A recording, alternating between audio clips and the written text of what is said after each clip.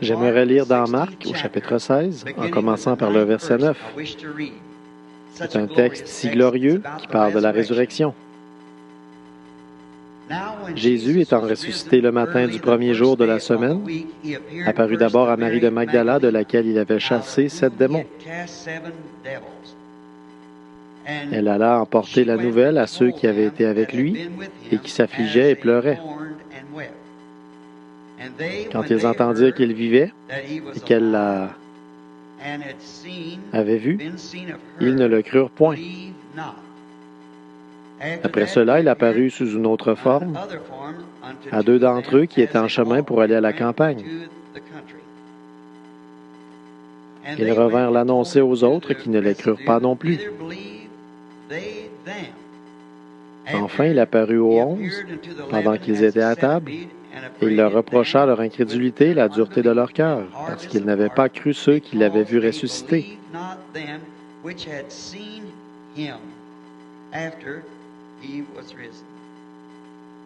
Puis il leur dit, « Allez par tout le monde et prêchez la bonne nouvelle à toute la création. Celui qui croira et qui sera baptisé sera sauvé, mais celui qui ne croira pas sera condamné. Voici les miracles qui accompagneront ceux qui auront cru. En mon nom, ils chasseront les démons, ils parleront de nouvelles langues, ils saisiront des serpents, s'ils boivent quelques breuvages mortels, ils ne leur feront point de mal, ils imposeront les mains aux malades, et les malades seront guéris. »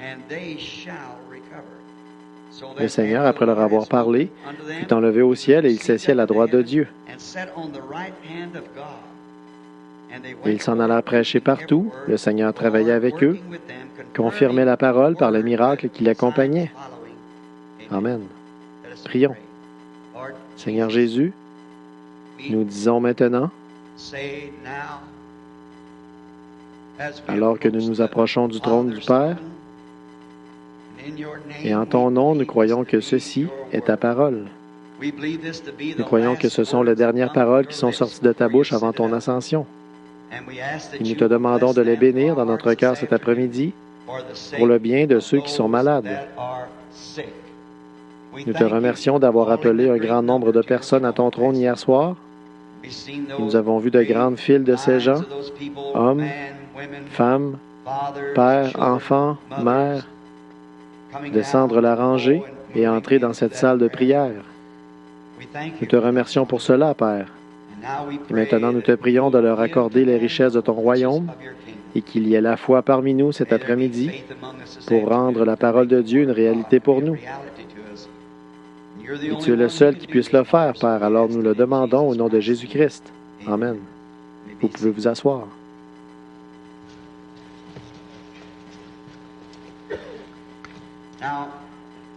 Maintenant, mon sujet cet après-midi, je veux le prendre et cela semble un peu étrange, mais je veux le prendre car hier, au petit déjeuner, j'ai rencontré un homme des plus brillants.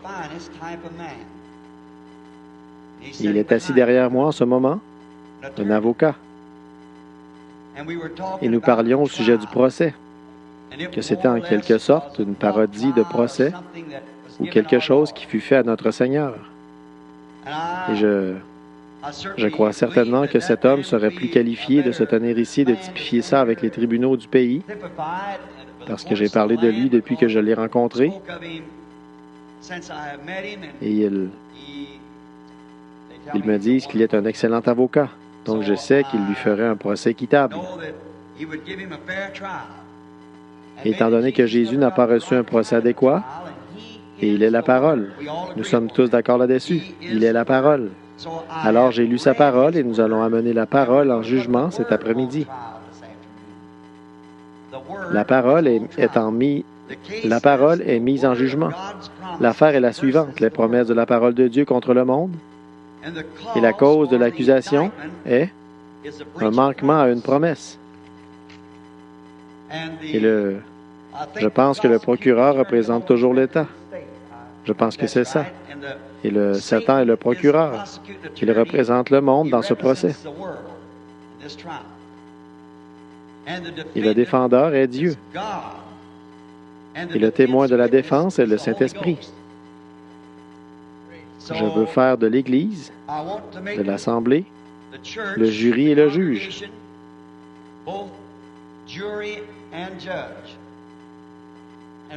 Et écoutons maintenant le procès alors que nous levons les rideaux de la scène et voyons où nous sommes assis. Bon, n'oubliez pas maintenant que ce que nous voyons ici est la cause de ce procès, qui est la parole de Dieu contre le monde.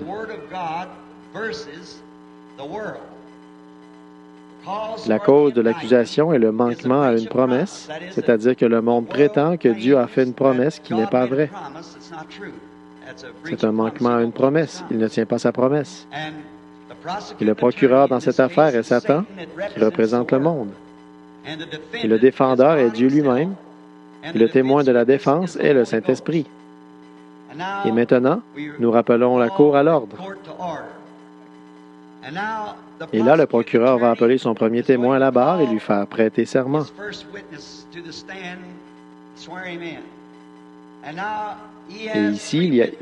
Et ici, il y a 3 témoins cet après-midi que je veux utiliser, qu'il veut utiliser, plutôt, dans ce procès.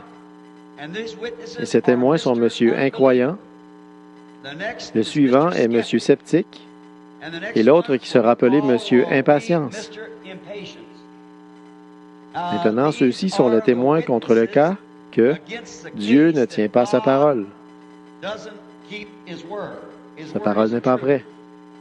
Et nous pouvons voir, avant de commencer le procès, que tant de gens dans le monde essaient de dire que la parole de Dieu n'est pas vraie. Par exemple, je viens de lire, je lisais les notes de bas de page de la Scofield, et je pensais à une histoire qu'on m'a racontée une fois, je ne pense pas l'avoir déjà racontée, particulièrement dans cette réunion, mais qu'une fois, une femme avait un bon jeune garçon qui voulait être pasteur. Bon, elle était une femme pauvre et elle voulait que son garçon reçoive la meilleure éducation et formation possible. Ce que toute mère voudrait pour son garçon s'il est appelé à une telle chose. Ce serait la meilleure formation qu'il pourrait être donnée. Eh bien, elle voulait qu'il la reçoive. Alors elle l'a envoyé dans le meilleur séminaire théologique qu'elle connaissait. Eh bien, il était là depuis environ 1 an et un jour, sa mère est tombée gravement malade. Elle était vraiment mal en point. Et il continuait d'appeler et d'envoyer des télégrammes. Elle vivait seule, qu'il allait peut-être devoir aller à la maison parce qu'elle avait pris un très sérieux rhume, s'est transformée en double pneumonie et elle avait une congestion dans les poumons. Et elle était sur le point de mourir. Son cœur paraissait trop faible. Alors le dévoué médecin faisait tout son possible pour sauver la vie de la femme et son état empirait constamment. Alors le médecin a envoyé un télégramme au jeune homme et a dit « Tiens-toi prêt. Prends tes réservations d'avion car tu pourrais devoir venir voir ta mère à tout moment, car elle semble assez proche de l'article de la mort. » Alors le garçon, tout bouleversé, a préparé ses vêtements et s'apprêtait de prendre l'avion. Puis un télégramme est parvenu directement de sa mère. « Ne viens pas, fiston, je vais bien. » Alors, environ 1 an plus tard, ou 6 mois plus tard, je crois que c'était qu'il soit retourné chez lui, et après avoir salué sa mère et qu'ils étaient en train de discuter ensemble, il a dit « Maman, il y a une question qui me trotte encore dans la tête. » Il a dit « Alors, tu étais si malade? » Et il a dit « Tu ne m'as jamais écrit pour me raconter les détails. Tu as juste dit que tu allais bien et tu ne m'as jamais dit les détails de ce qui s'est passé. » Il a dit, « Fiston, tu sais qu'en bas de la rue ici, là où se trouvait cette vieille épicerie à ce certain endroit? » « Oui. Il y a un groupe de gens là qui ont leur réunion dans ce petit bâtiment. »« Oui. » Il a dit, « Je me souviens d'eux. Ce sont des pentecôtistes. » Elle a dit, « Oui, c'est ça. » Elle a dit, « Quand j'étais dans mon pire état, elle a dit, une gentille dame est venue me voir. Elle a dit, Sœur, nous avions une réunion de prière et nous avons appris que vous étiez très malade et que vous aviez un fils au séminaire en vue d'être pasteur. Et pendant que nous prions, le Seigneur nous a révélé que nous devrions venir prier pour vous. Et j'ai dit, eh bien, elle a dit, ce serait bien. Elle a dit, est-ce que ça vous dérangerait que notre pasteur vienne prier? J'ai dit, certainement pas, madame, j'en serais ravi. Et je dis, Alors ils ont amené, le docteur a dit qu'il n'y avait pas de problème. Le pasteur est donc venu et il a lu cette écriture ici dans Marc au chapitre 16, puis il a dit, « Ceci est ce que dit la Bible. » Il a imposé les mains à la femme, a prié et est parti. Et elle a dit qu'elle s'est rétablie. Qu'elle a dit, « Oh, il a dit, maman. » Elle a dit, « N'est-ce pas merveilleux, fiston? Pense-y. » Oh, qu'il a dit, « Maman, c'est certain que ça n'a rien à voir avec ton rétablissement. » Il a dit peut-être que certains des médicaments que le médecin t'avait donnés auparavant n'avaient pas fait effet sur le champ. Et elle a dit, « Oh, elle a dit, non, fiston, le médecin avait arrêté de me donner des médicaments 2 jours avant. Il a dit qu'il ne pouvait plus rien faire. Il m'a juste mis sous oxygène et a dit qu'il ne pouvait plus rien faire. Et mon état empirait constamment. » Oh, il a dit, « Maman, ce n'était pas ça. » Il a dit, « Tu vois, ce sont des gens illettrés. » Il a dit, « Ils ne comprennent pas vraiment, ils ne font que lire la Bible. » Et il a dit, « Tu vois? » Elle a dit, Ne sommes-nous pas censés croire la Bible, fiston? » Oh, bien sûr, il a dit, « Maman, on est censé la croire. » Mais il a dit, « Tu sais, à l'école, il a dit, on a appris que ce qu'il a lu dans Marc 16, à partir du verset 9, ce n'est même pas inspiré. »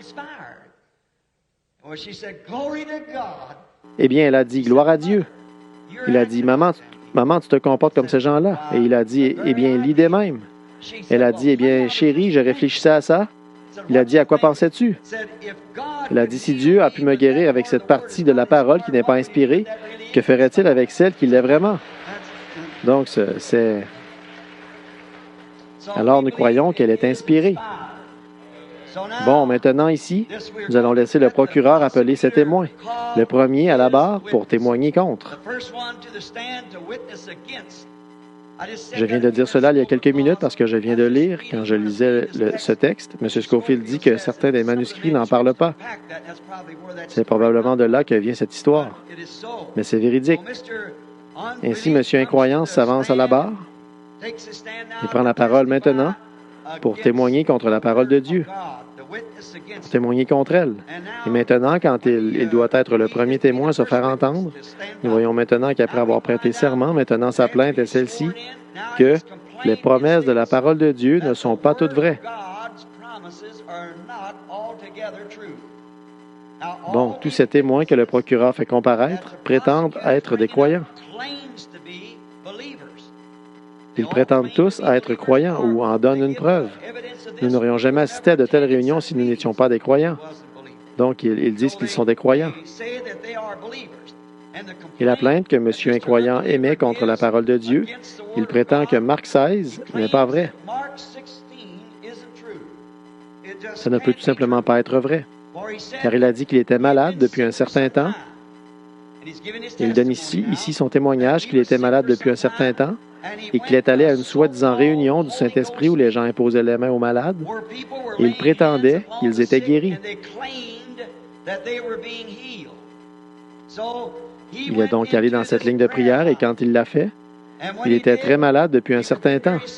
Et il a fait prier pour lui par ce groupe de gens remplis du Saint-Esprit, soi-disant Saint-Esprit qui criait et faisait du bruit et qui prétendait être guéri. Et M. Incroyant a fait la queue dans cette ligne, on lui a imposé les mains, et c'était il y a plus de 2 mois. Et il n'y a pas eu un seul signe de rétablissement. Alors il dit que la parole de Dieu, cette partie-là, n'est pas vraie.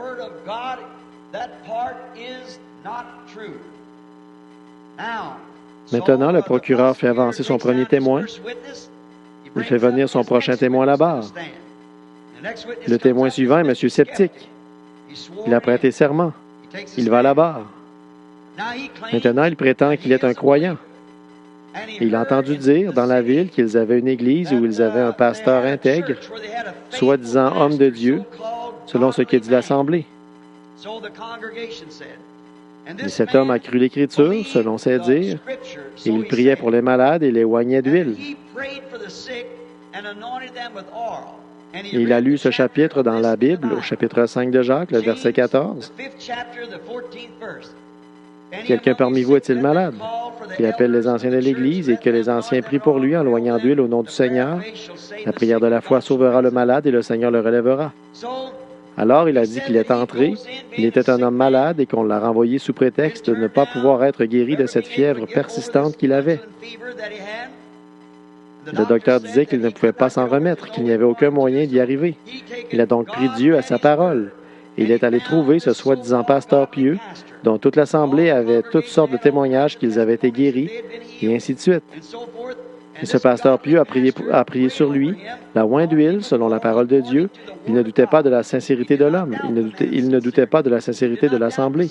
Mais le pasteur a exécuté l'ordre, tout comme le dit la Bible. L'a oint et a prié pour lui.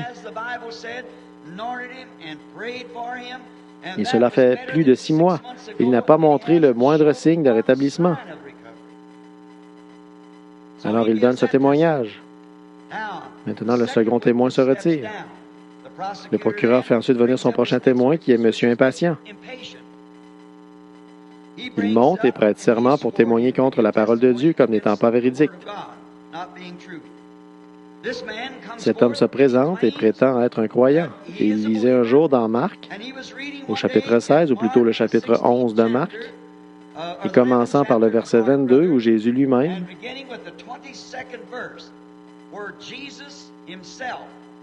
il prétend qu'il avait une Bible en lettres rouges et que les lettres rouges étaient les mots exacts que Jésus lui-même avait dit. Et que dans cette Bible, aux lettres rouges, dans Marc au chapitre 11, où Jésus parle, il fait cette déclaration. « Ayez foi en Dieu. Car en vérité, je vous le dis, si vous dites à cette montagne, jetez-toi dans la mer, et que vous ne doutez pas, mais croyez que ce que vous avez dit s'accomplira, vous pouvez avoir ce que vous avez dit. » Et lui, il était infirme, il dit ici, depuis bien des années, depuis qu'il était un garçon. Il était boiteux des pieds. Il devait marcher avec des béquilles. Il a donc accepté cela comme étant la parole infaillible de Dieu, et il a dit dans son cœur, comme il le prétend, pour en témoigner maintenant, il a dit, « Je vais marcher. » Il a accepté la parole de Jésus-Christ, il a dit qu'il marcherait parce que Jésus l'a dit. Si vous dites à cette montagne, « Ôte-toi de là » et que vous acceptez, quand vous priez et croyez que vous recevez ce que vous avez demandé, vous le verrez s'accomplir. Et il l'a demandé, il a prié pour ça, se disant qu'il l'aurait, et ça fait 5 ans de ça. Et il est toujours boiteux des pieds, il ne se porte pas mieux. Le procureur, après que ce témoin ait présenté 3 citations différentes de l'Écriture, ce qui, selon les tribunaux juifs, c'est un témoin, ait présenté 3 témoins de l'Écriture qui sont écrits dans la Bible de Dieu, en supposant que Jésus-Christ l'ait dit, lui qui est le Fils de Dieu, Dieu fait chair, habitant dans un homme, l'infaillibilité. Et le procureur s'avance maintenant pour conclure l'affaire devant vous. Maintenant, rappelez-vous, vous êtes le jury et vous êtes le juge. Le procureur veut donc que vous sachiez maintenant, alors qu'il conclut l'affaire de nouveau, que ces personnes prétendent être croyantes, tout comme les autres le prétendent. Alors, il prétend aussi, le procureur veut que vous sachiez qu'il n'est pas justifié pour Dieu d'avoir mis dans sa parole des promesses, aussi réfléchies, alors qu'il ne peut les confirmer.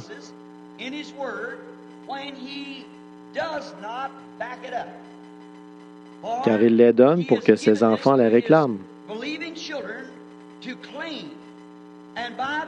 Et en les réclamant, ils se retrouvent dans la honte et sont déshonorés pour avoir réclamé des paroles qui ne sont pas vraies. Le procureur ici. Car il n'a pas tenu les promesses de ces 3 témoins qui ont été exécutés exactement selon la parole de Dieu. Le procureur veut que vous sachiez que Dieu a failli, dans ces 3 cas, de montrer le moindre respect de sa parole. Il rive le clou pour vous et pour ses prétendus croyants. Puis à nouveau, le procureur veut tourner, porter votre attention sur autre chose.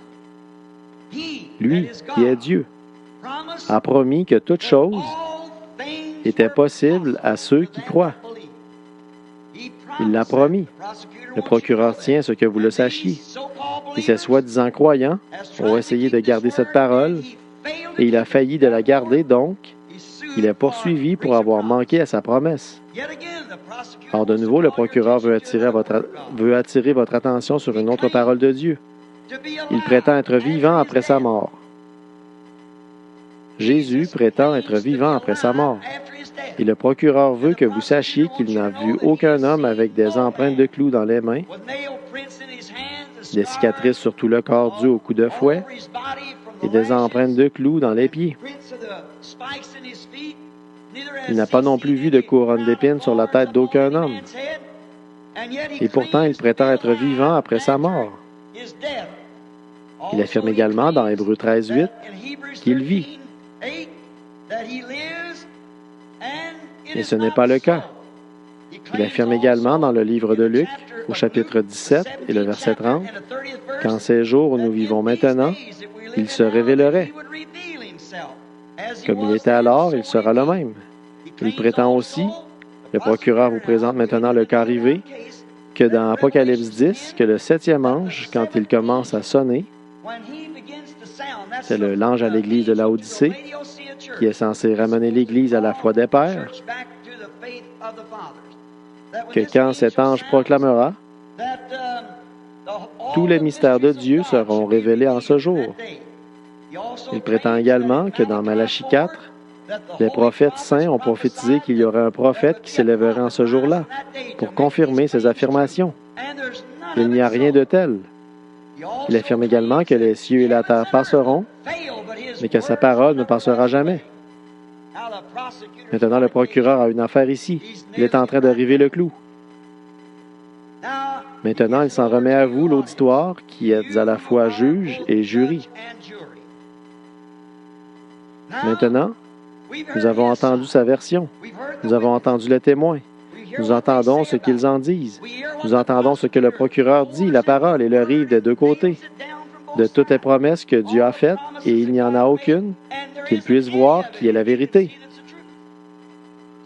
Alors il essaie de porter une accusation contre Dieu et contre le fait qu'il ait fait des promesses aussi irréfléchies parce que les promesses que Dieu a faites sont absolument irréfléchies. Les promesses qu'il a faites pour ce jour sont absolument irréfléchies. Et il ne les tient pas. Maintenant que nous avons entendu sa version, alors invitons le témoin du procureur à descendre et le procureur. Et maintenant, nous allons appeler le témoin de la défense à la barre. Et le témoin de la défense, maintenant, est le Saint-Esprit. Il vient et prend la défense du défendeur. Maintenant, la première chose sur laquelle il veut attirer l'attention de cette cour, alléluia, c'est que le procureur interprète mal la parole aux gens, tout comme il l'a fait à Ève au début. Rappelez-vous, il était son interprète. Dieu avait dit ce qu'il devait faire. Il n'y aurait jamais de mort, de chagrin ni rien, puis il est venu et a mal interprété la parole. C'est pourquoi, lorsque l'homme est sorti de derrière la parole de Dieu, qu'est-ce que cela a fait d'eux? Il n'est pas défendu par Dieu. Mais voyez-vous, Satan était l'interprète de la parole pour Ève. Elle n'a pas voulu écouter son mari et Dieu, mais elle a accepté l'interprétation de la parole du procureur. Il n'a pas le droit de donner une interprétation et aucun homme n'a le droit de le faire. Dieu est son propre interprète. Il n'a pas besoin de nous. Il tient sa parole, nous croyons. Maintenant, il veut attirer votre attention sur cela, que le même interprète des premières paroles de Dieu qui ont été prononcées est le procureur qui essaie de porter une accusation devant cette cour cet après-midi de la même personne. Et il interprète mal la parole. C'est la première chose que le témoin de la défense veut dire. Or, il voulait attirer votre attention sur le fait qu'il était l'interprète d'Ève et qu'il a mal interprété la parole. Tout d'abord, il veut vous transmettre cette idée que la promesse ne s'adresse qu'aux croyants, pas aux soi-disant croyants, aux sceptiques ou aux incroyants. Elle est seulement pour ceux qui croient. Bon, il veut que ce tribunal, le témoin de la défense, le Saint-Esprit, veut que ce tribunal réalise que ces promesses ne sont que pour les croyants.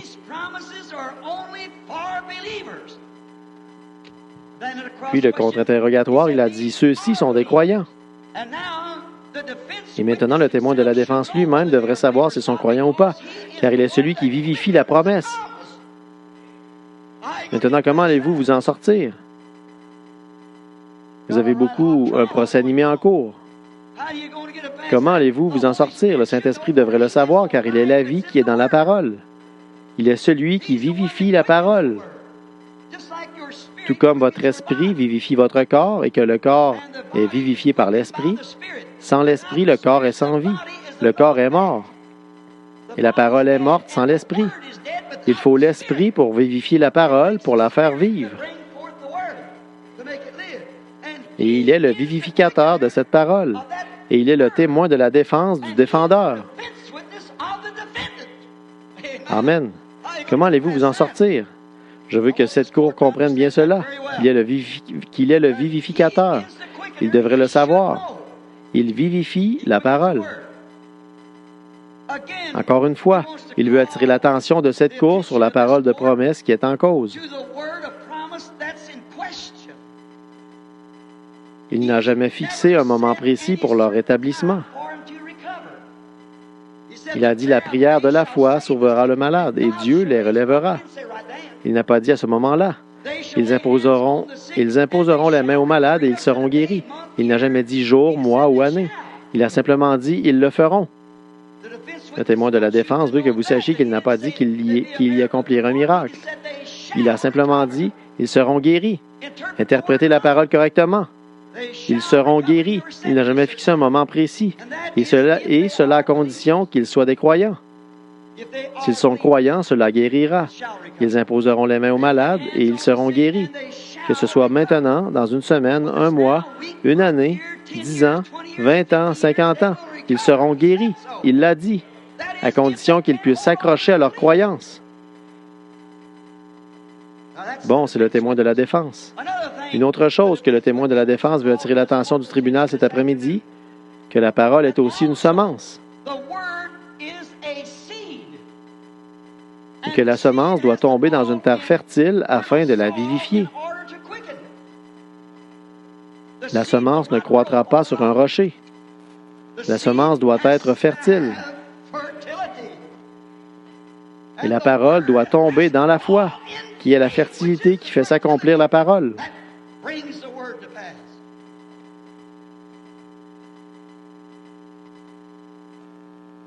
Maintenant, le témoin de la défense, à ce moment-ci, nous pourrions en rajouter beaucoup plus, des choses pourraient être dites, mais nous ne voulons pas vous retenir trop longtemps. Nous avons une longue ligne de prière.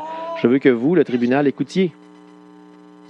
Le témoin de la défense va maintenant appeler son témoin. Voyez, le témoin de la défense a le droit d'appeler un témoin parce que le procureur, à son tour, a appelé un témoin. Maintenant, le témoin de la défense va appeler un témoin et le témoin de la défense souhaite présenter à cette cour cet après-midi le prophète Noé. Approche-toi, Noé, et viens à la barre. Maintenant, j'ai cru comprendre que tu as un témoignage concernant une parole de Dieu qui t'a été donnée. Oui. Le témoin aujourd'hui veut dire à cette cour qu'il était juste un homme ordinaire et qu'il croyait en Dieu. Et il vivait à une époque scientifique où l'on croyait que le temps des miracles n'avait jamais existé. Il n'y avait jamais eu de pluie sur la terre. Mais un jour, il a rencontré Dieu. Et Dieu lui a dit de préparer une arche pour sauver les gens. Et tous ceux qui entreraient dans cette arche seraient sauvés. Et le témoin veut dire qu'il y a cru solennellement, de tout son cœur. Il s'est mis à le prêcher. Et il s'est mis non seulement à le prêcher, mais pour que ses œuvres témoignent de sa foi, il a commencé à construire l'arche. Et le témoin veut pointer du doigt M. Incroyant et M. Sceptique et M. Impatient. Ils m'ont hanté jour et nuit. Quand est-ce que la pluie va tomber? Ah, tu as dit ça il y a 1 an, et il n'y a pas de pluie là-haut.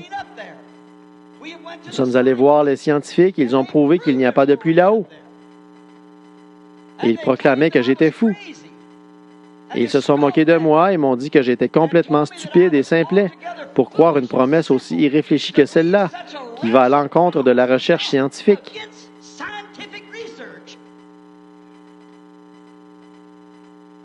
Mais il a dit, j'ai travaillé sur le programme parce que j'ai tenu bon, parce que je savais que c'était la parole de Dieu et qu'elle ne pouvait pas faillir. J'ai construit l'arche. Et après que l'arche a été achevée, alors les moqueurs couraient autour de l'arche encore et encore, chaque jour, alors que je me tenais dans la porte, à leur prêcher. Il disait malgré tout, « Ça fait 120 ans. Où est ta pluie à présent? »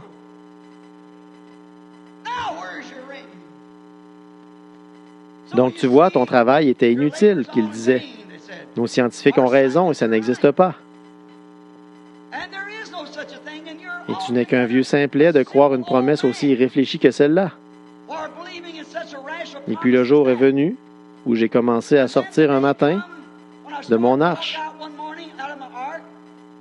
Et tout à coup, sans qu'on y touche, la porte s'est refermée devant moi et j'étais scellé à l'intérieur.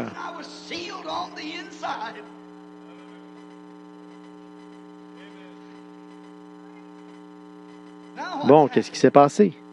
Alors j'ai grimpé les échelles que j'avais construites et je suis monté au sommet et j'ai fermé la fenêtre. Et je pouvais les entendre à l'extérieur. Monsieur Incroyant assis là-bas, Monsieur Sceptique et Monsieur Impatient qui disaient « Maintenant, que s'est-il passé? Il s'est emprisonné lui-même. » Et j'ai pensé que la pluie allait sûrement tomber là. Et le jour où j'y suis entré, c'était le 27 ou le 17 mai. La porte s'est refermée devant moi. J'ai réuni ma famille et j'ai dit « Préparez-vous, la pluie va tomber dans les prochaines minutes. » Et toute la journée, M. Incroyant, M. Sceptique et M. Impatient marchaient tout autour de mon arche, me critiquant, disant toutes sortes de choses mauvaises de moi. Mais j'ai dit à mon assemblée « Restez tranquille, Dieu a fait la promesse. »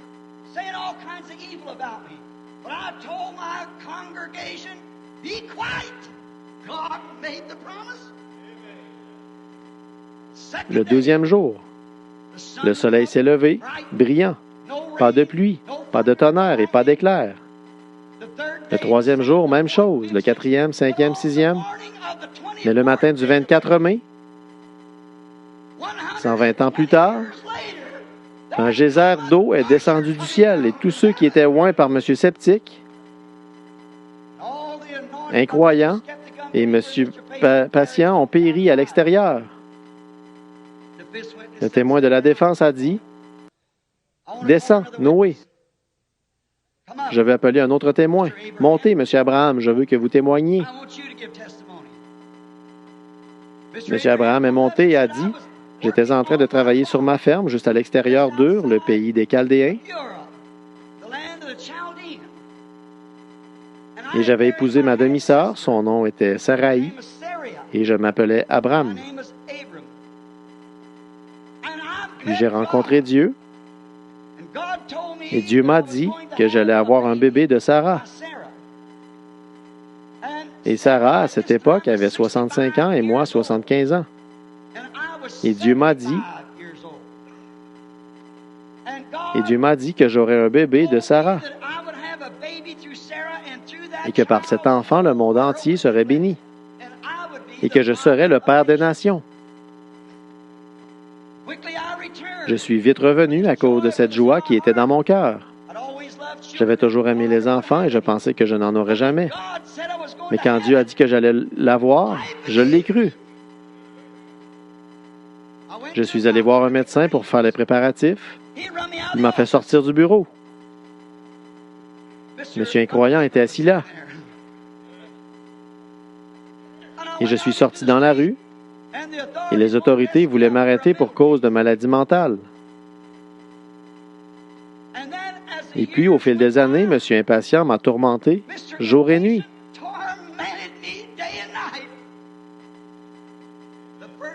Le premier mois, j'ai dit à ma femme, Sarah, voyez, elle avait longuement dépassé la ménopause. Cela n'était plus le cas pour elle comme c'est le cas pour les femmes. Et j'ai dit à Sarah, chérie, nous avons tous les petits chaussons et toutes les couches en tissu et les épingles. On est tous prêts, n'est-ce pas? Oui, on est tous prêts. Ça va arriver à l'instant. Regardez bien. Et à la fin des 28 jours, j'ai dit, « Comment te sens-tu, chérie? Il n'y a aucune différence, Abraham. » Eh bien, il a dit, j'ai dit, « Que Dieu soit béni. Sarah n'en doute pas. Dieu l'a dit, nous allons l'avoir de toute façon. Cela a duré des années. » Et après avoir passé année après année, Monsieur sceptique, Monsieur incroyant, eux tous se sont moqués de moi. Mais dans 25 ans plus tard, le bébé est né quand j'avais 100 ans. Dieu ne m'avait pas dit que j'aurais le bébé le jour suivant. Il a dit que je l'aurais. Et peu m'importe le temps que ça l'a pris, Dieu l'avait promis. J'ai attendu 25 ans. Il pensait que j'allais devenir si vieux que je mourrais. Mais j'ai dit, je ne peux pas mourir. La promesse est pour moi. Dieu l'a dit. Comment M. Moqueur et M. Incroyant, M. Sceptique, M. Impatient venaient constamment. Ils avaient un homme loin qui disait à Abraham, « Combien d'enfants as-tu maintenant, Père des nations? » Mais j'ai tenu bon car je n'ai jamais douté de la parole de Dieu par incrédulité. Je savais que Dieu était capable de tenir chaque parole qu'il avait promise. Je n'ai pas considéré mon propre corps m'amuser et l'absence de vitalité du sein de Sarah. Mais je croyais en Dieu. Il disait ça alors, je croyais que tu avais dit que vous alliez avoir le bébé il y a 25 ans. Je l'ai dit il y a 25 ans. Mais M. Impatient a dit, eh bien, 25 ans se sont écoulés. Regarde-toi maintenant. La barbe qui descend jusqu'aux genoux, presque. Regarde, tu es un vieil homme. Je lui ai fait savoir que Dieu ne m'avait pas dit quand j'allais avoir ce bébé. Il a dit, tu l'auras par Sarah, et c'était réglé.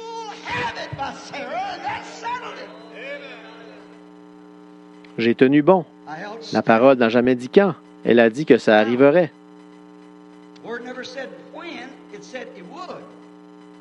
Appelons un autre témoin rapidement. Nous n'avons pas beaucoup de temps, nous pouvons en appeler des centaines. Appelons encore un autre témoin, Moïse, qu'il témoigne. Eh bien, il a dit, j'avais été formé dans toute la sagesse des Égyptiens. J'étais un professeur de très haut niveau, mais un jour, là-bas derrière le désert, après l'âge de 80 ans, j'ai rencontré Dieu. Et il était sous la forme d'un signe. Et il était un feu qui brûlait dans un buisson. Et il m'a dit qu'il avait entendu le gémissement de son peuple et qu'il s'est souvenu de sa promesse de le délivrer. Il a dit, je t'envoie. Et j'ai dit, qui suis-je? Je ne sais pas bien parler. Je ne suis pas un théologien. Je ne peux pas y aller. Il a dit, il te sera donné 2 signes. L'un d'eux sera dans ta main, l'autre sera par un bâton. Et s'ils n'entendent pas la voix de ce signe, alors verse de l'eau sur le sol, elle se transformera en sang, et ce sera terminé. Quand j'ai pris mon signe que Dieu m'a donné et que je me suis présenté devant Pharaon, le pasteur Pharaon, il a essayé de faire planer le doute sur mon don. Il a dit, n'importe quel voyant ou diseur de bonne aventure ou égyptien peut faire ça facilement. N'importe quel magicien peut faire ces trucs facilement. Il a fait venir 2 hommes du nom de Jambres et Janès et ils ont imité tout ce que j'ai fait. Mais cela ne m'a pas arrêté, parce que la voix qui m'a envoyé était une voix scripturaire et je suis resté avec cela. C'était la parole de Dieu. C'était un signe scripturaire et une voix scripturaire, car je me souviens de ma promesse et le temps est proche. Il n'avait pas eu de prophète en Israël depuis des centaines d'années, 440 ans, qu'il n'avait pas de prophète en Israël. Mais il a dit, je t'envoie pour en être un. Et il est parti. Et il m'a dit cela pour un signe que je devais revenir et amener les enfants jusqu'à cette montagne. Ça a pris du temps, mais je l'ai fait. Je suis resté fidèle à la parole.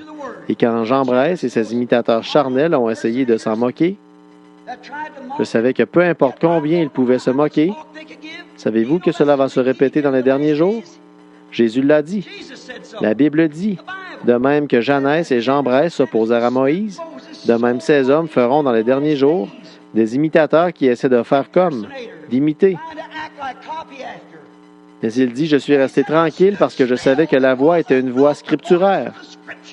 Pourtant, ils étaient deux et il était tout seul. Mais il est allé et a fait ce qu'il... cela s'est avéré être vrai. Il est revenu directement à la montagne, là où Dieu lui avait dit. Descends, Moïse, appelle un autre témoin rapidement, Josué. Josué a dit, lorsque nous nous sommes approchés du pays, nous sommes arrivés à Kadesh Barnéa. Et Moïse, le serviteur de Dieu, est allé prendre un de chaque tribu, un de chaque dénomination, et il a dit, allons-y et explorons le pays. Et nous y sommes allés, 2 d'entre nous, et avons ramené la preuve que le pays était bon. Ils en avaient la preuve. Ils étaient de vrais pentecôtistes. Donc, ils sont revenus avec la preuve que le pays en était un bon. Mais quand il s'est agi de prendre possession de tout le pays, ils ont dit, nous ne pouvons pas le faire. Nous ne pouvons pas le faire. Nous ne sommes pas capables. Et les gens étaient tout désemparés. Ils ne savaient pas quoi faire, ni vers quelle organisation se tourner.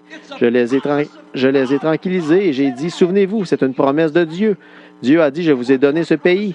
Et ce que Dieu promet, il le fera. J'ai fait en sorte que les gens se tranquillisent. Le lendemain, vous disiez, allons-nous partir? Le lendemain, nous allons partir. C'était 40 ans plus tard, mais nous avons pris possession du pays.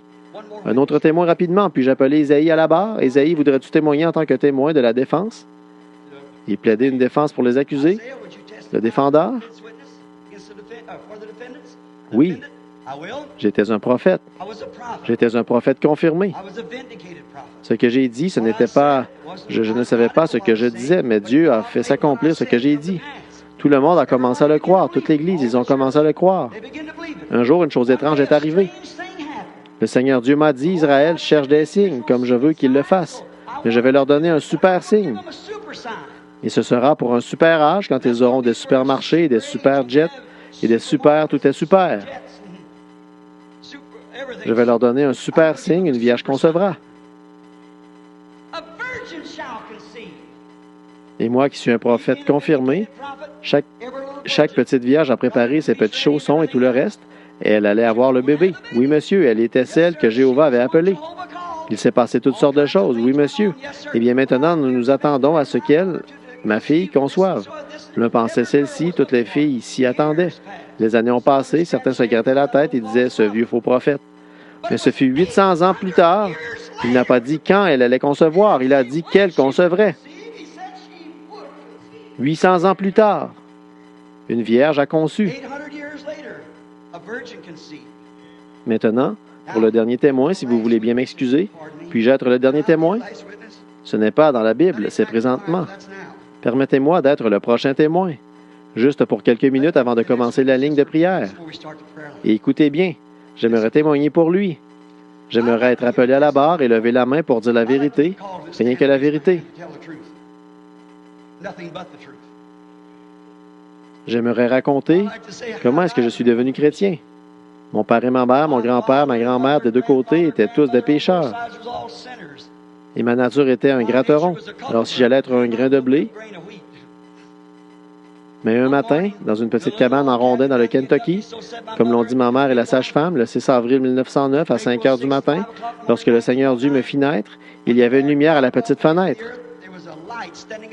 Et quand ils ont ouvert la fenêtre, ma mère allongée sur un petit lit pour voir quel genre de bébé elle avait, une lumière est entrée en tourbillonnant, et les gens de la montagne ne savaient pas quoi en penser.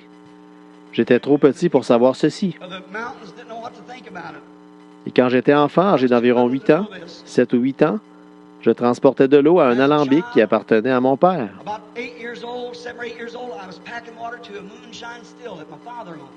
Et pendant un après-midi chaud de septembre, j'étais assis, je pleurais, j'allais pêcher à l'étang avec les gars, et je ne pouvais pas y aller parce que je devais transporter cette eau. J'ai entendu comme un tourbillon dans l'arbre, à peu près au milieu de l'arbre. Pourtant, partout ailleurs, en septembre, dans l'Indiana, tout est vraiment tranquille, moribond, calme. Et de ce tourbillon dans un buisson est sortie une voix de là qui a dit « Ne fume jamais, ne bois jamais, ne souille jamais ton corps, c'est d'aller vers les femmes. Rien de tout cela, car il y aura un travail pour toi quand tu seras plus âgé. » Et ma mère a appelé le médecin, elle pensait que j'étais trop nerveux. Une semaine plus tard, j'ai vu le pont municipal dans une transe, comme je l'appelais. J'ai vu le pont municipal traverser la rivière Ohio. J'ai vu 16 hommes y perdre la vie. 22 ans plus tard, le pont municipal traverse au même endroit. et 16 hommes y ont perdu la vie. À Greensmill, une nuit, ne sachant pas ce qui m'arrivait, plus tard, je suis devenu un ministre au service du Seigneur. À Greensmill, une nuit, mes pasteurs venaient de me dire, je leur parlais d'aller, que j'avais étant donné que je pouvais voir des choses, et ils me disaient que c'était du diable. Et moi qui suis chrétien, je ne voulais rien avoir à faire avec le diable. Rien du tout. Alors je suis allé là-bas et j'ai dit, Seigneur, je ne peux pas laisser continuer de vivre comme ça. Et je me suis installé dans un petit endroit au fond d'un camp de pêche pour prier. Et une nuit là-bas, comme le Seigneur m'avait parlé, à un arbre, comme il l'a fait avec Moïse. Alors là, à Greensmill, un homme est entré et m'a dit que de ne plus essayer de me débarrasser de ceci, mais que c'était un don envoyé de Dieu qui devait être apporté au peuple du monde. Il m'a fait savoir par les Écritures que toutes ces choses qui avaient été promises dans la Bible devaient s'accomplir, que le temps était proche.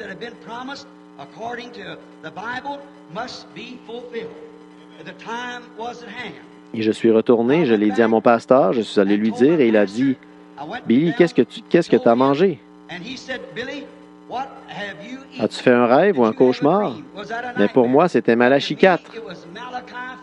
Il a dit, « Comment vas-tu faire ça? » C'était Luc 17:30. C'était aussi Apocalypse 10. C'était également toutes ces Écritures qui ont été promises pour les derniers jours. Je ne l'ai pas vu être accompli immédiatement. Les gens se demandaient quand est-ce que ça va arriver. Mais j'ai simplement tenu bon. Un jour à la rivière, je baptisais 500 personnes à la rivière quand tout à coup, cette même lumière qui était venue quand j'étais un petit garçon, et j'avais dit aux gens que je l'avais vue.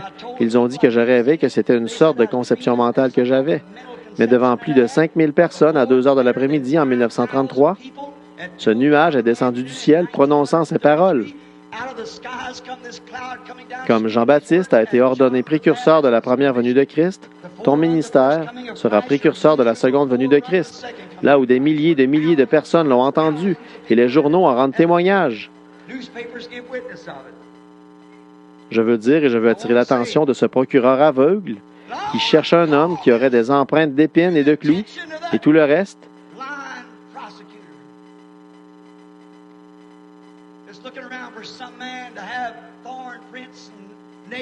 Il n'est pas dit ça.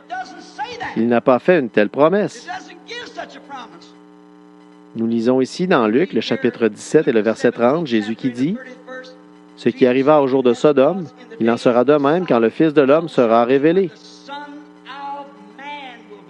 Quand il est révélé, j'aimerais attirer votre attention sur ce point pendant quelques minutes, si vous voulez bien me supporter quelques minutes de plus. Soyez vraiment respectueux pendant quelques minutes. Remarquez, Jésus a porté 3 noms. Fils de l'homme, Fils de David, Fils de Dieu. Il avait 3 noms. Tous la même personne, mais avec 3 noms. Tout comme Père, Fils, Saint-Esprit, tous le même Dieu, 3 attributs. Tout comme moi. Ma femme m'appelle Marie. Mes enfants n'ont aucun lien avec moi sous le nom de Marie. Je suis leur papa. Mon petit-fils assis là-bas n'a aucun lien avec moi sous le nom de papa, ni sous le nom de Marie. C'est mon petit-fils. Et c'est toujours la même personne. Nous remarquons que lorsque Jésus est venu et a essayé de se révéler comme Fils de l'homme, ne manquez pas ceci. Lorsqu'il s'est révélé, il s'est appelé constamment le Fils de l'homme. Israël était aveuglé. Ils ne savaient pas ce que signifiait Fils de l'homme. Mais ils ont dit Fils de David. Quand l'aveugle Bartimée est parti en courant, il l'a reconnu. David signifie roi. Rappelez-vous, Fils de l'homme, Fils de David, Fils de Dieu, qui était Seigneur. Ce Juif a obtenu ce qu'il demandait parce qu'il s'est approché de lui au nom du Fils de David, le roi. Il n'était pas sauveur, mais il était roi. Mais lorsque la femme grecque, la syrophénicienne, s'est approchée de lui au nom de Fils de David, il n'a même jamais levé la tête. Il n'avait pas de droit sur lui au nom de Fils de David. Il n'était pas Fils de David pour cette femme syrophénicienne. Mais quand elle a dit « Seigneur », alors il s'est retourné. Il était le Seigneur, voyez? Seigneur, il était Seigneur. Pas de Fils de David pour elle. Bon, pourquoi n'a-t-il pas été reconnu en tant que Fils de l'homme? Le Fils de l'homme était la révélation spirituelle, un prophète. Fils de l'homme signifie prophète. Maintenant, si vous prenez dans vos Bibles à Ézéchiel au chapitre 2 et le verset 1, vous allez découvrir qu'Ézéchiel était le prophète, la parole de Dieu pour ce jour-là. Et Jéhovah lui-même l'a appelé le Fils de l'homme. Jéhovah l'a appelé un homme, le Fils de l'homme, de la même manière que Jésus s'est révélé comme Fils de l'homme. Qu'est-ce que c'était? La parole promise de cette heure-là rendue manifeste. Le même Dieu. Le Dieu du temps d'Ézéchiel, le Dieu du temps de Jésus, le Fils de l'homme. Il ne l'était pas à cette époque. Il était le Fils de l'homme parce qu'il était venu se révéler à Israël en tant que prophète, et ils l'ont rejeté. Et c'était la prophétie selon laquelle il devait le recevoir, au nom du Fils de l'homme, un prophète, parce que c'était selon la parole. Deutéronome 18, 15. L'Éternel ton Dieu suscitera un prophète comme moi, et quand il est venu, il s'est identifié dans son ministère en tant qu'homme, pas un fils de Dieu, fils de l'homme. Dieu est un esprit, et il s'est révélé comme fils de l'homme, ce qu'il prétendait être. Et ils étaient aveugles et ne pouvaient pas le voir. Mais maintenant, c'est aux gens des nations qu'il se révèle. Et bon, le Fils de Dieu qui est le Saint-Esprit. Or, Jésus a dit, comme il en était au jour de Sodome. Je veux que ce procureur aveugle voie ceci. Il est un interprète aveugle de la parole, toujours. Il prend ses idées dénominationnelles et n'en sait pas plus là-dessus que rien du tout. Il le fait pour tromper, car c'est un trompeur pour commencer. Jésus a dit, comme il en était au jour de Sodome, quand le Fils de l'homme sera révélé. Au jour de Sodome, le Fils, c'était Dieu. Il était révélé dans une chair humaine qui fut une fois appelée Melchisédek, le Père.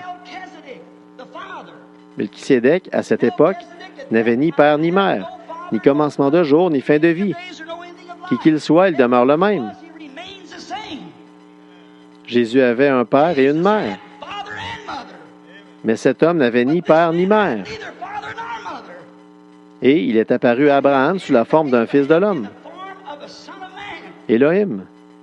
Jéhovah. L'Église actuellement a servi le terme à travers l'âge de l'Église dans le baptême du Saint-Esprit.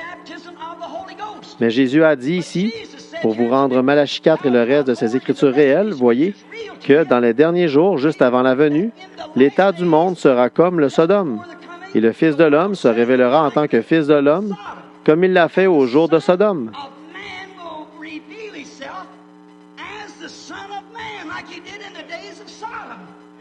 Procureur aveugle, ne pouvez-vous pas le voir? Ces paroles sont vraies. Ce ne sont pas les cicatrices de clous, les empreintes et les épines. C'est le Fils de Dieu, personnifié dans son Église en tant que Fils de l'homme. Cela doit accomplir Malachie 4 et le reste des Écritures.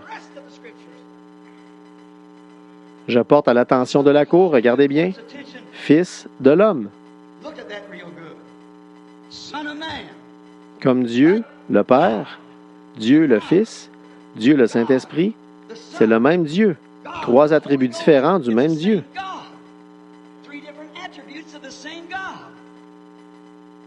Or, c'est le fils de David, le fils de l'homme révélé alors en tant que prophète. Fils de David, le roi. Et maintenant le Fils de Dieu pour l'âge de l'Église, car Dieu n'est pas un homme. Dieu est un esprit. Et l'esprit du Fils est le Saint-Esprit, qui dévoile l'âge de l'Église.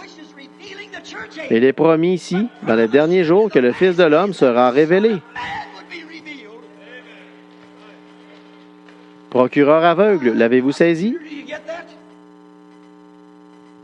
Et je veux que vous sachiez, procureur aveugle, que nous le voyons, que nous le croyons, que ces paroles se sont accomplies devant nous et que nous savons qu'elles sont la vérité. Pour les Juifs, il était le fils de David. Pour les Grecs, il était Seigneur. Pour nous, il est Seigneur pour les gens des nations. Et maintenant, dans les derniers jours, il reviendra à nouveau en tant que Fils de l'homme parce que Malachie promet qu'il y aurait un prophète qui se lèverait dans les derniers jours et qui ramènerait le cœur des gens à, loin de ces organisations, de retour à la parole originelle, à la foi des pères, à la Pentecôte originelle. Et quand il l'a fait, Jean 14, 12, les œuvres qu'il a faites seraient également faites. Apocalypse 10 a promis le mystère en entier. Comment allez-vous révéler les mystères? Voyez ce que Luther a laissé de côté. Voyez ce que Wesley a laissé de côté. Voyez ce que la Pentecôte a laissé de côté. Et révéler le secret du cœur pour faire de lui le même Dieu à travers tous les âges. ce qui n'est rien d'autre que la parole de Dieu rendue manifeste à nouveau par le Fils de l'homme. Nous ne cherchons pas de cicatrices de clous, nous cherchons la parole rendue manifeste. Remarquez, Dieu a promis ces choses maintenant, et il les fait tout comme il l'avait dit. Je pourrais en dire plus, mais nous allons laisser le sujet, il se fait tard. Monsieur le procureur, je veux que vous sachiez que je pourrais appeler des milliers de témoins, ici cet après-midi.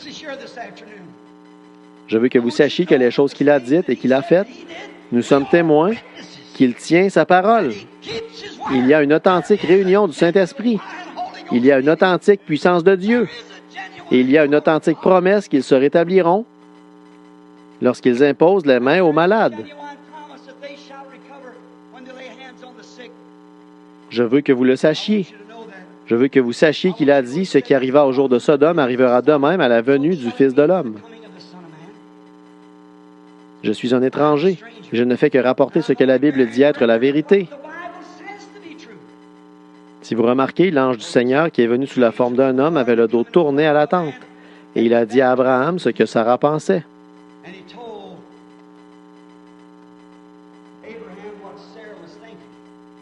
Jésus a dit que ça se répéterait. Maintenant, si j'ai dit la vérité,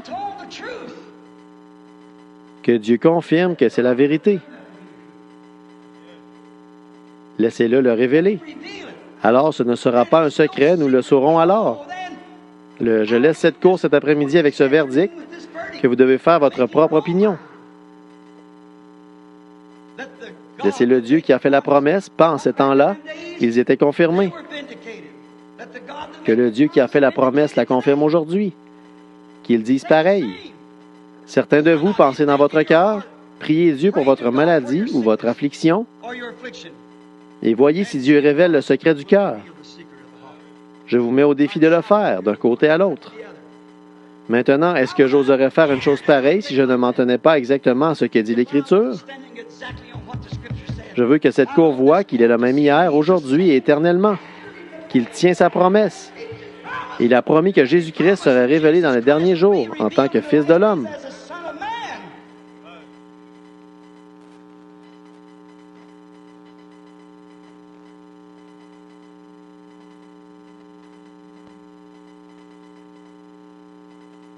Un homme assis ici souffre d'hémorroïdes. Je ne vous ai jamais vu de ma vie. Si c'est exact, levez la main. Croyez-vous que je rends témoignage de la parole de Dieu? C'est votre femme qui est assise à côté de vous. Elle souffre aussi un kyste sur la tête. C'est juste, levez la main. Croyez-vous que Dieu peut me dire qui vous êtes? S'il est toujours la parole connaît le secret du cœur. Vous êtes monsieur et madame Hunt. Si c'est exact, levez la main. Pourquoi ne le croyez-vous pas?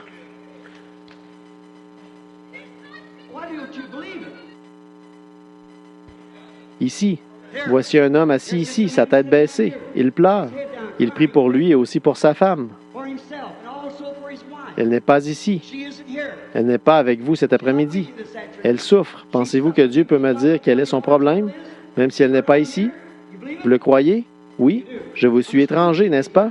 Votre femme a un problème gynécologique. Si c'est juste, levez la main, bien haut pour qu'il la voie. Et votre nom est M. Smith. Croyez-vous que Dieu va la guérir? Si c'est bien ça, agitez votre main de haut en bas, comme ceci. Je vous mets au défi de croire que Jésus-Christ est révélé sous la forme du Fils de l'homme, dans la chair humaine en tant que corps de l'épouse. Acceptez son appel. Voici une femme assise ici qui me regarde. Elle souffre d'hypertension artérielle. Croyez-vous que Dieu peut me dire qui vous êtes? Il vous appelle Daisy. Si est-ce vrai, levez la main. Croyez maintenant de tout votre cœur, Jésus-Christ vous donnera votre désir. Vous voyez, il est le même hier, aujourd'hui et éternellement. Le croyez-vous? Il y a un homme assis juste derrière ici qui me regarde. Il a un fardeau sur son cœur. C'est pour son fils. Son fils souffre du diabète. Croyez-vous? C'est votre femme qui s'est mise à pleurer juste à côté de vous. Elle a un fardeau sur le cœur. C'est pour sa sœur. Sa sœur a un problème cardiaque, une complication. Vous êtes monsieur et madame Sickles. Si c'est juste, agitez votre main de haut en bas comme ceci. Si je suis un parfait étranger pour vous, levez-vous. Levez-vous si je vous suis étranger, que je ne vous connais pas. Qu'est-ce que c'est? L'accomplissement de la parole de Dieu dans les derniers jours. Procureur, je veux que vous sachiez que la parole de Dieu est vraie. Dieu m'a dit ça il y a 33 ans. J'ai attendu tout ce temps, mais c'est accompli ici même, cet après-midi. Dieu tient sa parole. Il est le même hier, aujourd'hui et éternellement. Que Dieu vous bénisse. Avancez et obtenez votre désir maintenant. Votre pensée est le jury. Le jury doit se décider. Et la façon dont vous agirez à partir de maintenant prononcera ou montrera aux gens quel est votre verdict. Est-il coupable ou est-il non coupable? Croyez-vous qu'il n'est pas coupable, qu'il tient sa parole? C'est nous qui nous écoutons le vieil homme impatient, monsieur incroyant, monsieur sceptique. Mais maintenant, vous allez croire que Dieu tient sa parole?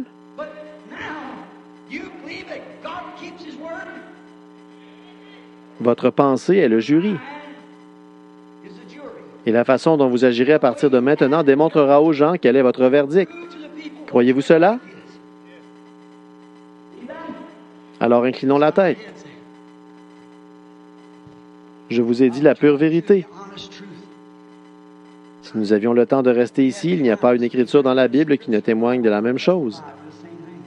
J'ai été honnête. Vous savez, parfois, pour être honnête, ce n'est pas une tâche facile. Mais tant que Dieu se tient là, ce n'était pas facile pour Luther, Wesley ou aucun des autres. Ce n'est pas facile pour vous, pour n'importe qui d'autre qui prend position. Mais cet après-midi, vous devez prendre position. Il n'a jamais dit, il a dit, ils imposeront les mains aux malades et ils seront guéris. Si vous le croyez, alors peu importe que cela se produise ici même, si cela se produit la semaine prochaine, si cela se produit dans 20 ans, si vous le croyez vraiment, cela doit se produire.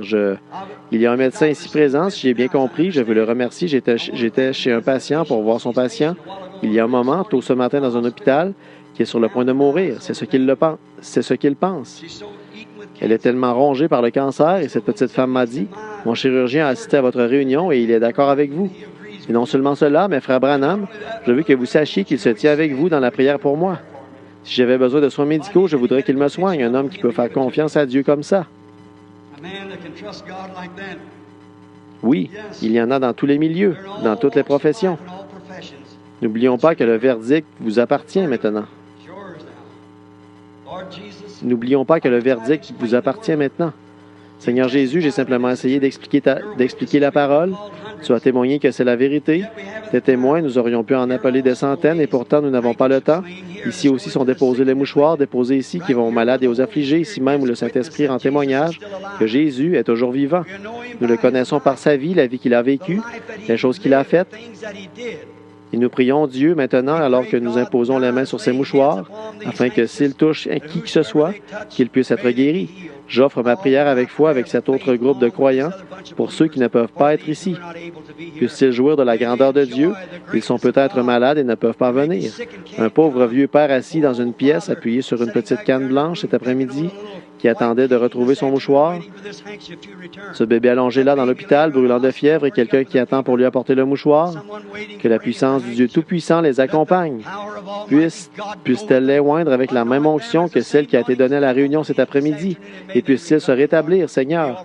Nous offrons cette prière en leur nom, car ils n'étaient pas présents. Mais tu es omniprésent. Puisses-tu être là pour confirmer ta parole par le nom de Jésus-Christ. Maintenant, laissons le Saint-Esprit véritablement, pas une émotion, pas une sorte d'espoir à mi-chemin, mais puisse un authentique verdict être rendu pour ce que j'appelle cet après-midi le tribunal. Puis chacun d'entre eux rendre aussi témoignage alors qu'ils prennent leur carte de prière et la tiennent dans leurs mains, alors qu'ils traversent l'estrade. Puissent, lorsqu'ils ont été pris en charge selon le chapitre 16 de Marc, ils imposeront les mains aux malades et ils seront guéris. Alors que ton serviteur élu se tient ici, que nous leur imposons les mains, Seigneur, que cela soit réglé pour toujours. Puissent-ils sortir d'ici tout aussi heureux et oublier qu'ils ont eu des problèmes parce qu'ils sont sûrs, comme Abraham l'était, que Dieu est capable d'accomplir les promesses qu'il a faites. Nous le demandons au nom de Jésus. Amen.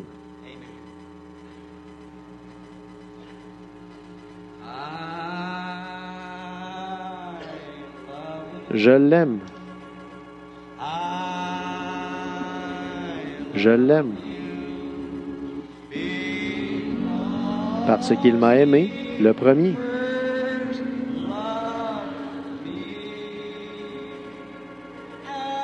Et a acquis mon salut.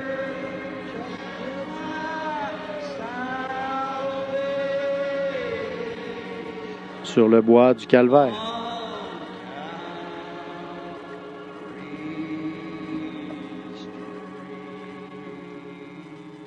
Combien ont rendu leur verdict?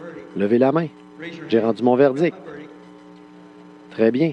Le tribunal, il vous sera fait selon la sainte parole de Dieu. Voici les signes qui accompagneront ceux qui croient. Je ne vais pas vous laisser assis ici à penser que le simple fait d'avoir ce don, que cela fait de vous quelqu'un de plus grand que n'importe qui d'autre. Vous avez des pasteurs pieux ici. Ils sont ici, on va leur demander de se tenir avec moi sur l'estrade. Ils imposeront la main aussi comme moi. Ils nous ont fait venir ici. Et ils sont ici en tant que témoins de Dieu. Ils sont les témoins de la vérité. Maintenant, je ne peux pas dire, Frère Branham a imposé les mains, parce que mes mains ne sont pas plus que les leurs ou que celles de n'importe qui d'autre. C'est votre foi, le verdict que vous avez rendu sur la parole de Dieu. Dieu tient, et si Dieu peut tenir cette partie de la parole et vous la prouver, alors vous êtes déjà guéri, car c'est par ces meurtrissures que vous avez été guéri. Maintenant, je veux que tous ceux qui sont dans cette section ici, qui ont des cartes de prière, placez-vous de ce côté le long du mur. Maintenant, tous ceux qui sont dans cette section ici, qui ont des cartes de prière, placez-vous au milieu des allées et faites face à l'arrière dans cette direction. Et tous ceux qui sont dans cette section ici, qui ont des cartes de prière, maintenant sur cette section ici, maintenant retournez dans l'autre sens là, retournez dans l'autre sens.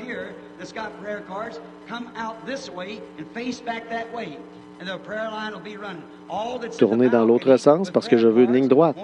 Tous ceux qui sont dans cette section, sortez par ici, retournez par là. Et tous ceux qui sont dans cette section ici, qui ont des cartes de prière, sortez par ici, retournez par là. Et la ligne de prière va défiler.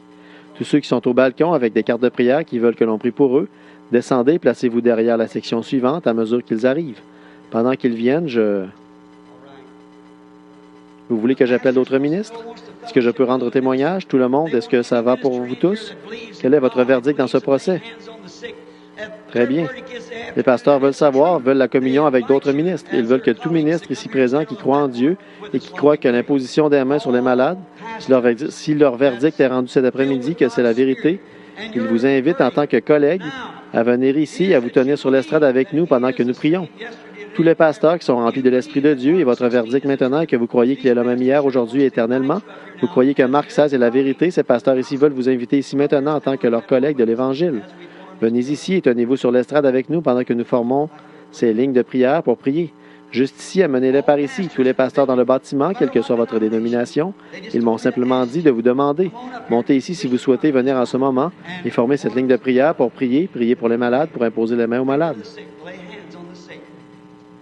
Combien y en a-t-il ici qui vont bien maintenant et vous n'avez pas besoin qu'on prie pour vous, mais vous êtes des croyants? Levez la main. Me promettez-vous aussi que vos prières monteront avec nous, pasteurs, pendant que nous prions pour ces gens? Et si c'était votre mère qui se tenait là? Et si c'était votre femme? Et si c'était votre frère ou votre sœur? Rappelez-vous, c'est la mère de quelqu'un, c'est le frère de quelqu'un, c'est la sœur de quelqu'un, c'est le garçon ou la fille d'une mère. C'est quelqu'un. Et nous ferons aux autres ce que nous voudrions qu'ils nous fassent. Maintenant, je veux que vous, tout le monde, soyez révérencieux et en prière. Et tandis qu'ils ont formé leur ligne à peu près là, pour qu'ils puissent passer, je veux que les ministres viennent maintenant ici et forment une double ligne juste autour du côté de l'estrade ici, juste en haut et en bas de cette façon. Forment une double ligne pour que les gens passent. Je vais remettre ce micro en place. M. Borders va se tenir ici pour diriger les chants. Les chants, c'est ça, une double ligne de haut en bas de cette façon pour que les gens... Maintenant que chacun d'entre vous qui fait la queue soit doublement sûr pour Satan, le procureur, que votre décision est prise.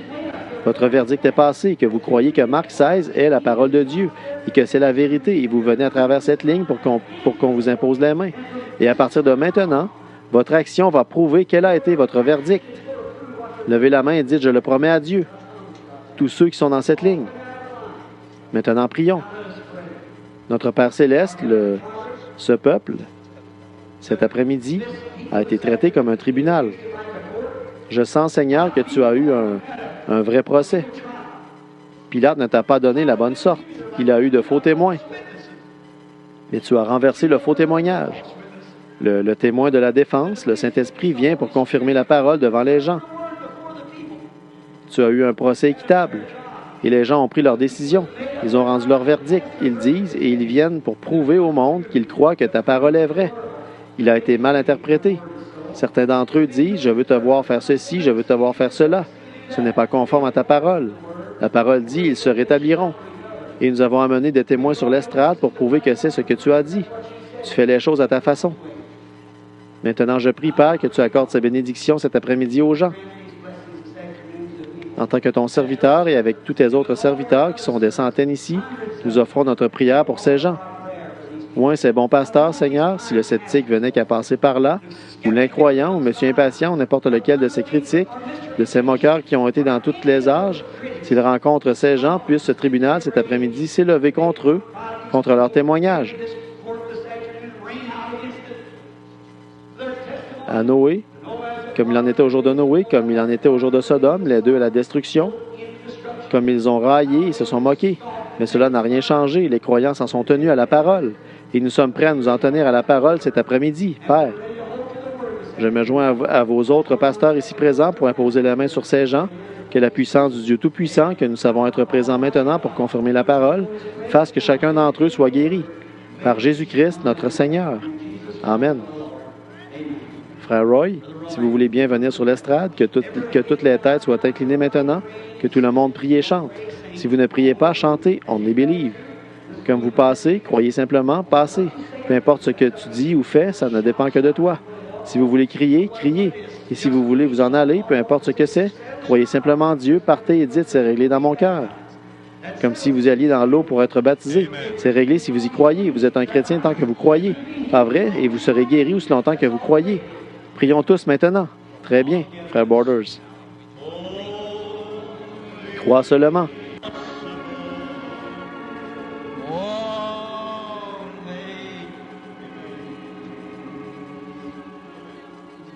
Jusqu'à ce que nous nous rencontrions.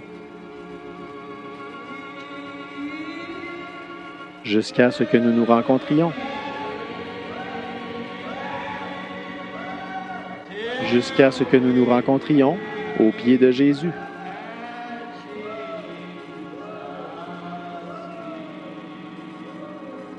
Jusqu'à ce que nous nous rencontrions. Jusqu'à ce que nous nous rencontrions.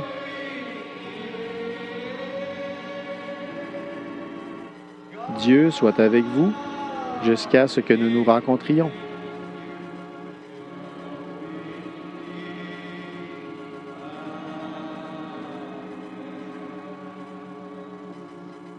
Je vous transmets la parole de Dieu. Au nom de Jésus-Christ, que chacun d'entre vous reçoive ce que vous avez demandé. Si tu dis à cette montagne, déplace-toi et que tu ne doutes pas dans ton cœur, mais que tu crois que ce que tu as dit s'accomplira, tu peux avoir ce que tu as dit. Lorsque vous priez, croyez que vous recevez ce que vous avez demandé, et cela vous sera donné. J'exerce mon ministère au nom de Jésus-Christ. Je crois que notre verdict a été rendu, qu'il a été adopté et que nos actions prouvent maintenant que nous croyons et que nous savons qu'il a guéri. Si je ne vous revois pas de ce côté-ci de la rivière, je vous rencontrerai de l'autre côté. Alors le grand Saint-Esprit qui a été notre invité cette semaine, ici avec nous, et qui nous a servi, il vous témoignera alors que je vous ai dit la vérité. Jusqu'à ce moment-là, jusqu'à ce que nous nous rencontrions. Jusqu'à ce que nous nous rencontrions. Dieu soit avec vous jusqu'à ce que nous nous rencontrions.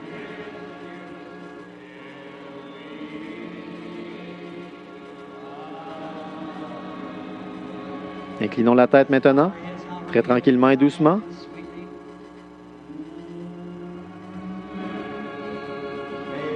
Que les vagues de la mort disparaissent devant vous, que le Dieu du ciel, en la présence duquel nous nous trouvons, vous garde en sécurité. jusqu'à ce que nous nous rencontrions. Que Dieu vous bénisse, frère. Je vous remercie.